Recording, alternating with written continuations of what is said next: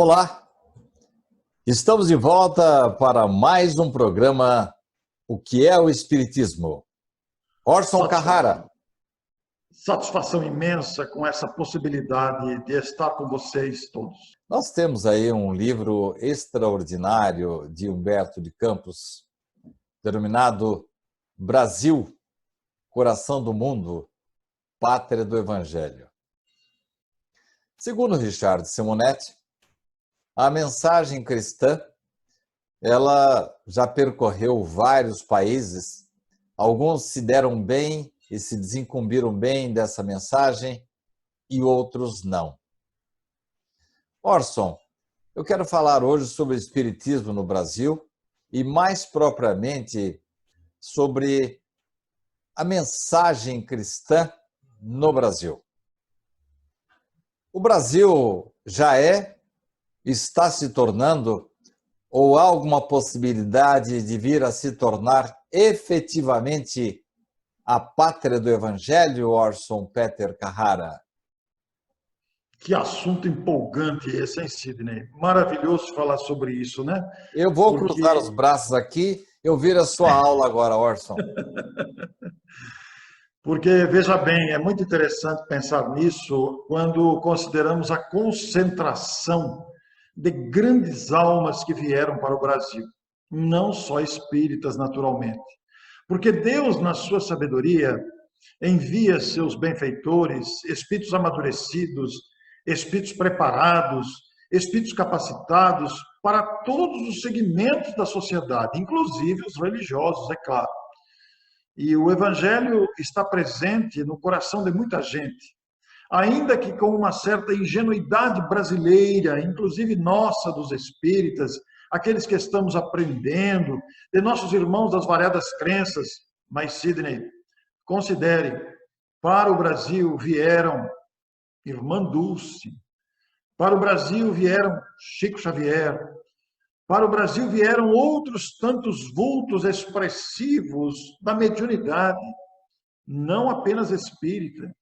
Para o Brasil vieram grandes vultos da cultura evangélica, e daqui tem irradiado seu papel, sua grandeza moral, seus exemplos para outras pátrias, que também tiveram e têm seus nomes expressivos em todos os segmentos. Nós somos um povo jovem, nós somos um país jovem e estamos amadurecendo nas experiências.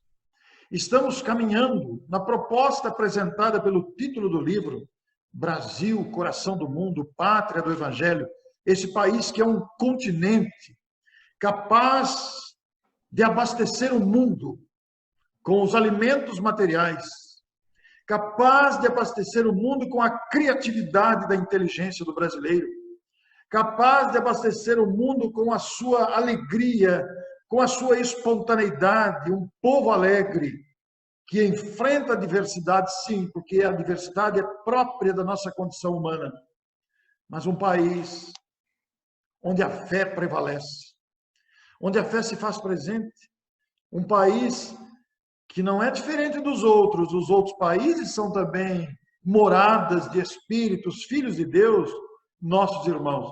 Mas a dimensão continental do Brasil, a diversidade cultural e racial aqui presente, demonstra essa construção em andamento de amadurecimento dos seus habitantes.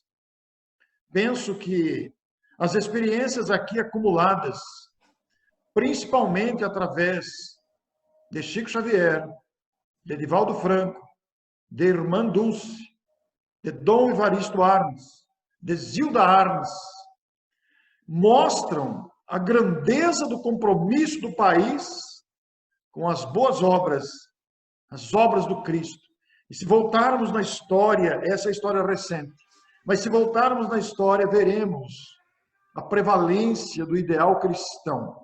Agora, alguém diria, mas você é capaz de falar isso com toda esta onda de corrupção, com toda esta onda de violência que assola o país, com esse despreparo social, com essa ausência de cidadania? Seria a minha pergunta a seguir. Então, como é que alguém pode se arvorar a dizer que este país tem preparado uma missão diante de tanta coisa que às vezes nos decepciona. Mas tudo isso, Sidney, são aprendizados de amadurecimento. Todavia, como nação, da mesma forma que outras nações falharam nos seus compromissos, nós também podemos falhar. Orson, no rol daqueles espíritos que vieram para subsidiar, para dar respaldo, apoio logístico à proposta do Coração do Mundo, poderíamos arrolar Caiba e Schüttel, Eurípides Barçanufo e Bezerra de Menezes? Poderíamos perfeitamente. Esse trio de espíritos, esse grupo de espíritos, eu não citei para não ficarmos apenas citando os espíritas. Mas eu depois quero falar também dos irmãos católicos evangélicos, mas a subpergunta em seguida. Pois é, porque nosso Caiba Schüttel se tornou o bandeirante do espiritismo, o pai dos pobres de Matão, o espírita número 1 do Brasil, conforme seus biógrafos, e o apóstolo de Matão. A atuação de Caiba Schüttel extrapolou as fronteiras brasileiras. E ele fez com que a mensagem espírita chegasse a muitos países. Ele é o pioneiro da divulgação espírita internacional, pioneiro da divulgação espírita pelo rádio. E o que não dizer da influência maravilhosa de Bezerra de Menezes, como político, como cidadão, como médico, o chamado pai dos pobres de Matão. Isso já, aliás, o pai dos pobres, isso já demonstra a grandiosidade do compromisso. Médico dos pobres. O médico dos pobres, perdão, faltou a expressão, não liguei, confundi com Caibar. E ainda lembrar do grande Eurípides Barçanufo, em Sacramento, com o Colégio Allan Kardec, com a sua mediunidade esplendorosa, com os exemplos de educação que deixou. São 3 vultos importantes. E se trouxermos o assunto para a mediunidade, nós não podemos esquecer de Ivone do Amaral Pereira, este exemplo incomparável de mediunidade séria, de comprometimento com o bem. E se sairmos do Brasil ainda, podemos buscar Amália Domingos Soler, entre tantos exemplos marcantes que aí estão. Mas acrescente seus comentários. Quando perguntei para Richard Simonetti, um pouco tempo antes de ele ficar doente, falei, Richard, o Brasil é o país mais católico do mundo, é o país mais espírita do mundo, é o país mais evangélico do mundo também. Brasil, coração do mundo, pátria do Evangelho. Você acha que esse intuito, esse objetivo, que ele sempre colocava isso como algo a ser alcançado ainda, Sim. Isso contará apenas com os espíritas? Ao que ele me respondeu. Aliás, eu fui bem específico na pergunta. Você não acha, Richard, que esse movimento grandioso evangélico no Brasil, tirando algumas distorções, mas no seu conteúdo, são criaturas honestas, sérias, de boa fé, que querem o bem e ajudam muitas pessoas? Eu tenho um familiar que estava completamente desviado na vida, ele mora pertinho de você aí, e ele, graças a uma igreja evangélica, arribou-se, tornou-se uma pessoa de bem. Richard me respondeu, absolutamente, Sidney. O Evangelho, a pátria do Evangelho, vai contar, sim, com esse grande movimento evangélico que está se realizando. E vou mais além, disse ele. Você pode notar como surgiram sacerdotes muito lúcidos, de grande empatia, sacerdotes católicos que estão realizando trabalhos maravilhosos. Orson, você compactua com essa ideia? Completamente. Completamente. Porque, veja você, é um trabalho de expansão, não é pátria dos espíritas, é pátria do Evangelho. E o Evangelho não é exclusividade do Espiritismo, não está apenas no Espiritismo. Você disse muito bem na argumentação do Richard, é um trabalho de evangelização nacional que ultrapassa as fronteiras, mas situando apenas o Brasil. Em toda parte há pastores e padres recuperando pessoas. Em toda parte há trabalho social de auxílio aos necessitados da alma e do corpo, em que as igrejas, os líderes dessas igrejas, sejam elas católicas ou protestantes ou evangélicas, atuam com grande competência ao lado dos espíritas que também trabalham nessas áreas todas. Quando eu me lembro, Sidney, da lucidez de Zilda Arnes e do seu irmão, Dom Paulo Evaristo Arnes, meu coração se curva diante da nobreza dessas criaturas, que entregaram de si mesmo em favor dos necessitados na orientação, no atendimento às necessidades materiais.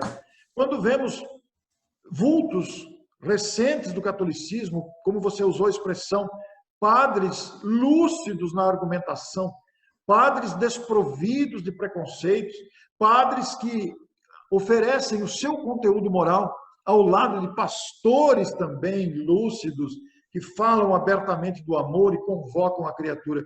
Quantas igrejas, como você disse o exemplo do familiar, não recuperam drogados, viciados em vários segmentos dos vícios e dos problemas sociais intensos?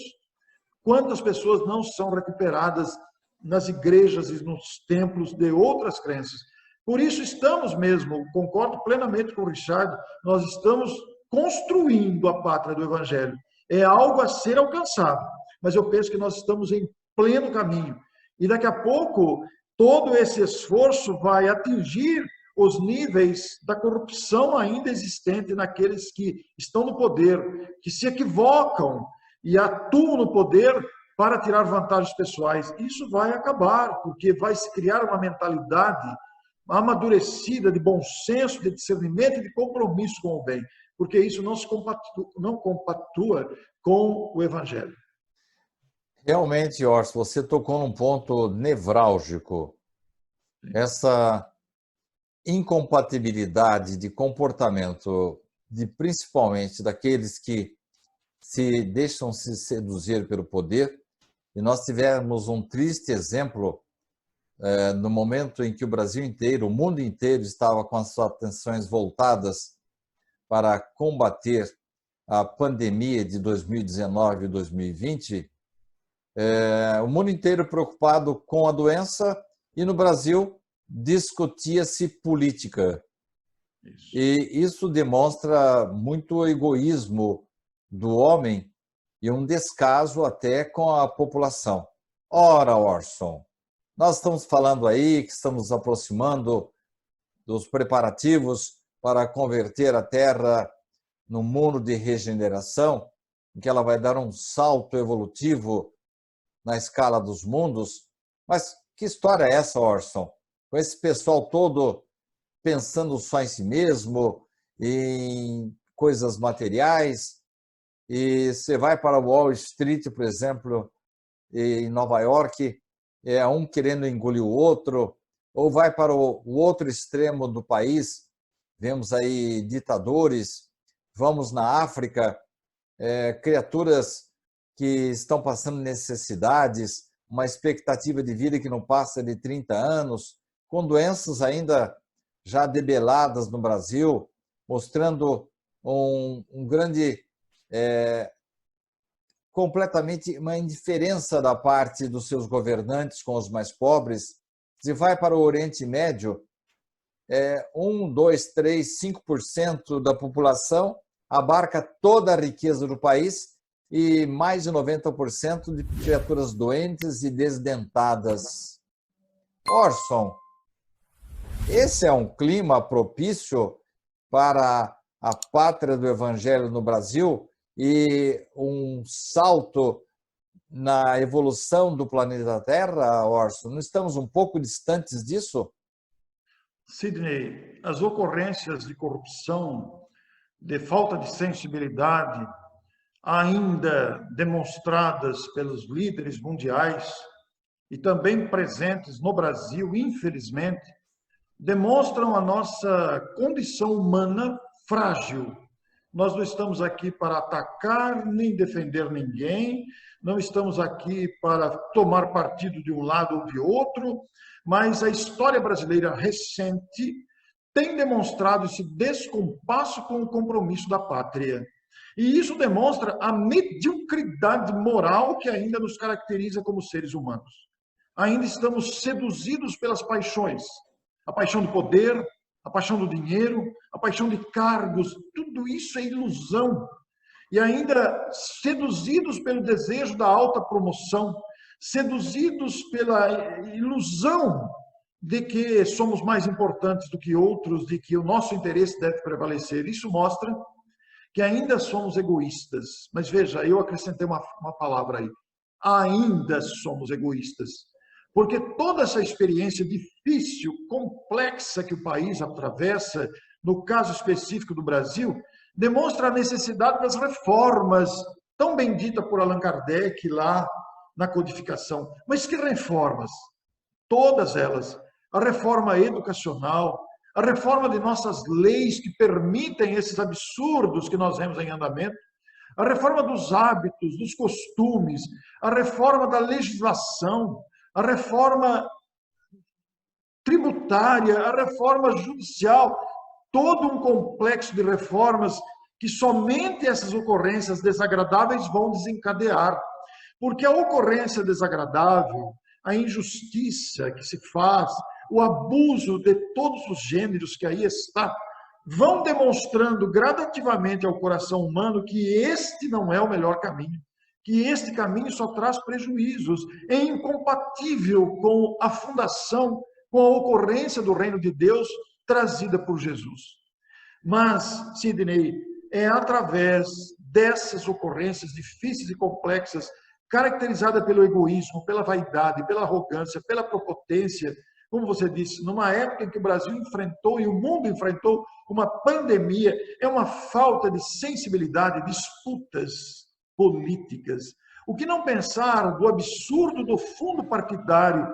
O que não pensar de todas essas questões que assolam o país? Mas isso vai sofrer mudanças gradativas, porque vai amadurecer a consciência humana, a consciência brasileira, para percebermos o que devemos e o que não devemos fazer. Porque não se trata da figura que está na presidência, ou do deputado tal, do político tal. É a condição humana ainda, Sidney.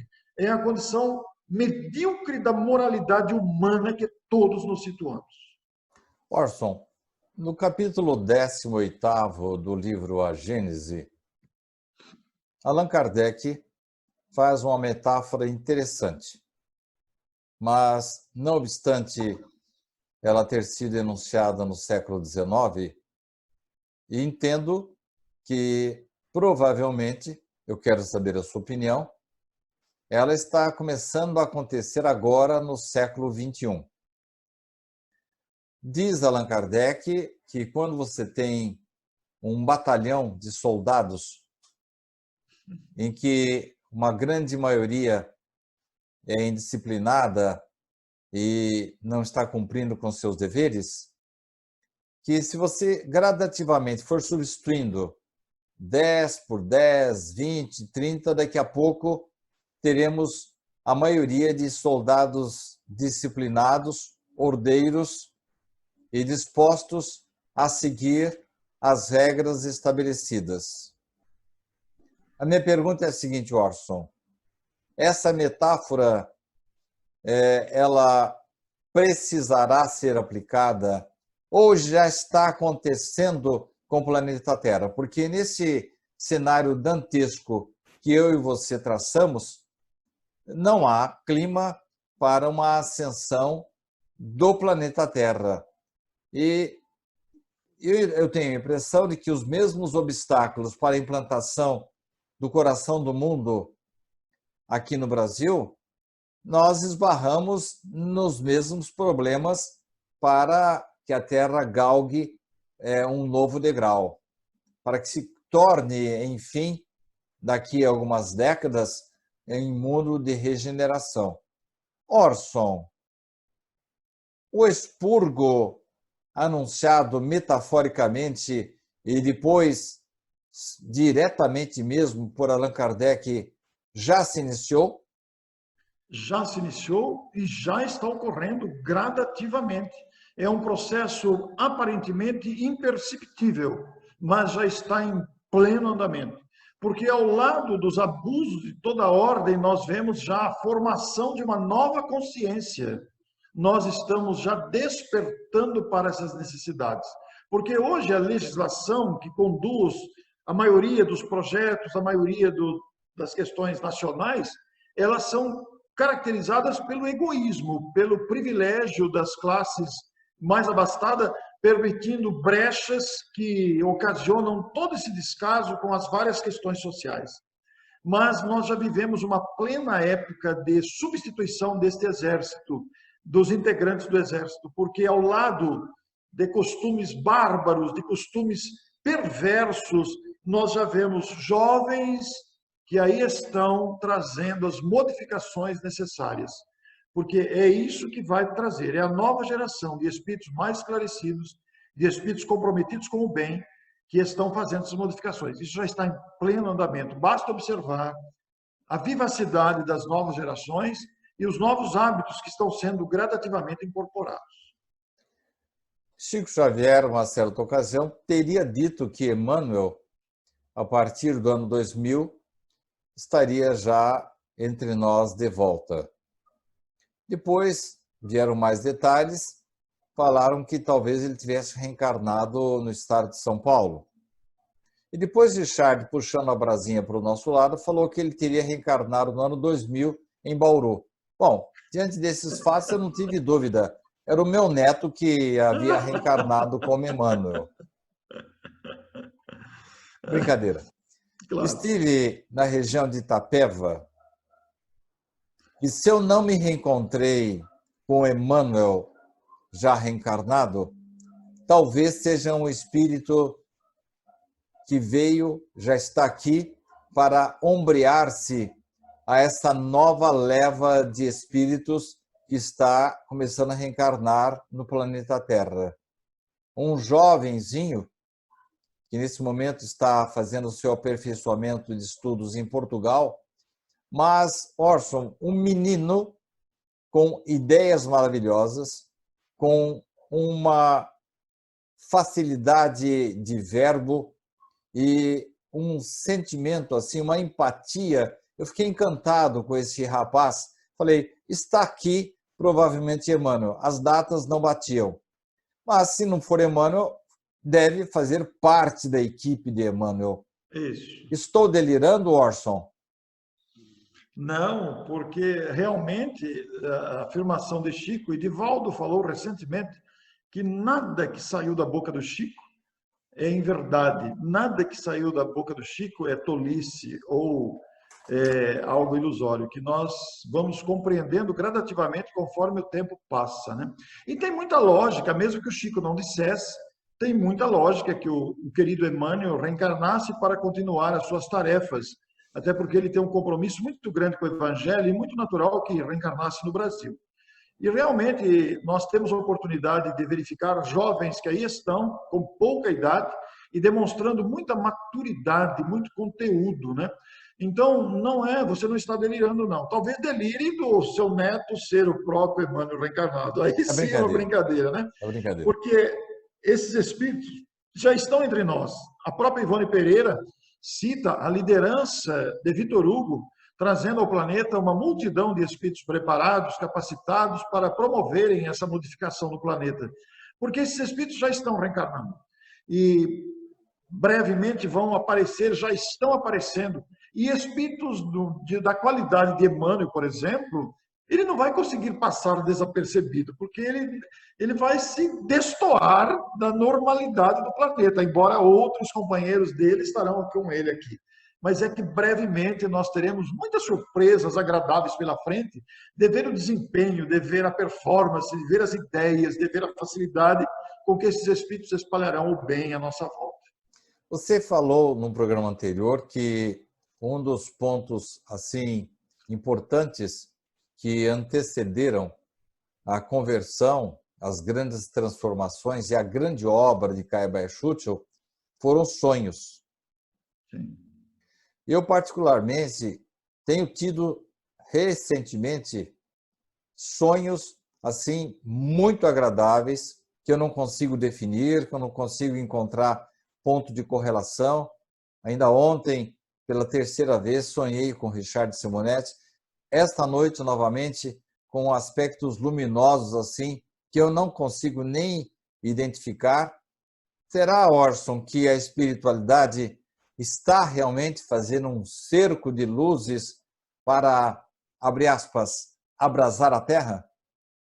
Sidney, todos nós que estamos reencarnados, apesar das nossas fragilidades, carências, das nossas dificuldades e imperfeições morais, todos nós que buscamos, de alguma forma, fazer com que o nosso tempo, a nossa atividade seja voltada para o bem, para o nosso progresso, para auxiliar outras criaturas, fazem com que atraiamos a atenção e o carinho dos benfeitores.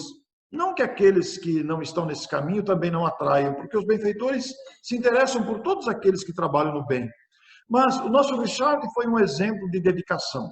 A cultura doutrinária de Richard Simonetti, que deixou um legado incomparável, tem beneficiado muita gente, continuará por muito tempo. Vocês dois tiveram uma sintonia excelente, vocês dois trabalharam juntos durante muito tempo, e você continua praticamente esse trabalho do Richard Simonetti com os livros, com o empenho na divulgação, o trabalho de rádio e TV, você abraçou isso. Você, como eu, somos aposentados e nós abraçamos a tarefa da divulgação espírita, com dedicação, dentro de todas as limitações que nos caracterizam como pessoa, dentro de todas as limitações que nos são próprias, mas nós abraçamos as tarefas. Assim como está acontecendo conosco, acontece com todas as pessoas que sentem dentro de si um ardor pela melhora moral da humanidade, ainda que tragam dentro de si imperfeições variadas que nós conhecemos ou até desconhecemos. E isso está em todos os segmentos da sociedade e em todas as crenças. E, portanto, isso é um abrasar, porque o assunto ferve, o assunto está em pauta, o assunto está toda hora sendo travado, está sendo levado. Eu assisti um filme essa semana, Sidney, que se chama Corajosos. É um filme de feição evangélica, está no Netflix. Quero sugerir a vocês todos que estão nos ouvindo, que estão nos vendo. Este filme traz uma lição sobre a missão do pai na influência sobre o filho. E os diálogos são maravilhosos, especialmente quase ao final do filme. E demonstram esse abrasar das ideias que não está apenas na palavra de religiosos, de pessoas que se dedicam à causa cristã, mas também está nas artes, está na música, está no cinema, está no rádio, está na novela, apesar das nossas novelas ainda instigarem a maledicência, as intrigas, etc. Mas há boas vozes levantadas para difundir a moral de Jesus nesta nova fase que a humanidade está entrando. Então existe um esforço gigantesco para abraçar, sim, para alimentar, sim, esse ideal novo de fraternidade. Obrigado, Orson, pela sua participação. Eu é que agradeço. Foi uma honra muito grande. Continuemos. Afinal de contas, o que é o Espiritismo? Vamos continuar perguntando. E a você, muito obrigado pela sua companhia, por estar nos seguindo, estar nos prestigiando, estar compartilhando o nosso programa. Na semana que vem, estaremos de volta com mais um programa O que é o Espiritismo?